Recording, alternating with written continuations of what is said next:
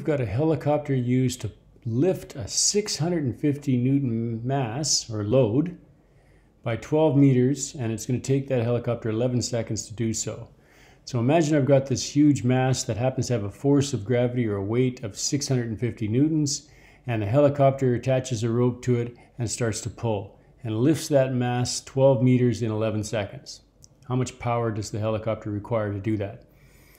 Well, power is work over time, or change in energy over time. Work is the same as change in energy. We can calculate work by going force times distance, as long as those two are parallel. Well, we've got to lift this thing with a bare minimum of 650 newtons worth of force to overcome this 650 Newton weight.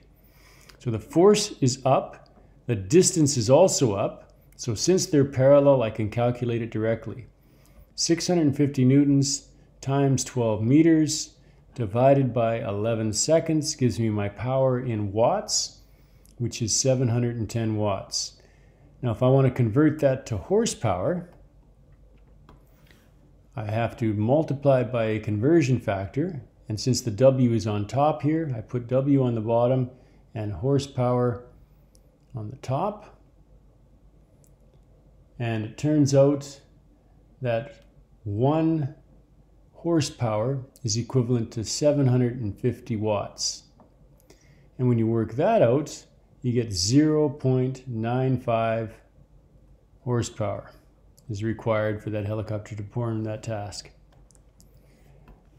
Now the second question, I've got the power of a light bulb is equal to the electrical energy it consumes in 1 second. That's the definition of power. A 40-watt light bulb, for example, means it's consuming 40 joules of electrical energy in every 1 second. What is the power rating of the light bulb that consumes 4,200 joules of electrical energy in 70 seconds? So again, power is work over time. Work is your change in energy over time, or your energy consumption in this case. So 4,200 joules in 70.0 seconds gives us a 60-watt light bulb. And the last question, a student runs up a flight of stairs. Each step is 20 centimeters high. What is her power output if she can do 14 steps in 4.8 seconds? So she's running up these stairs, and by the time she reaches the top, she's gained potential energy.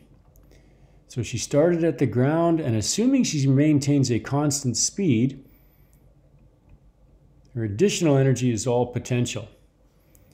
So if we use our equation, power is change in energy over time. Change in energy is the same as work.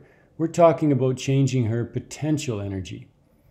So it's change in potential energy over time. Change in potential energy is mgh final minus mgh initial. And the time that took was 4.8 seconds. Now it started at the ground. This girl started at the ground. So we assume that that's 0. So all that's left is to find out the final height. Well, if you look carefully at the question, she climbs 14 steps, and each step is 20 centimeters high. So if I multiply 14 by 0.2 meters, convert the 20 centimeters into meters, she climbs a vertical height overall of 2.8 meters. So my power will be her mass, 68 kilograms, times gravity, 9.8 meters per second squared, times the height she climbs, 2.8 meters, all divided by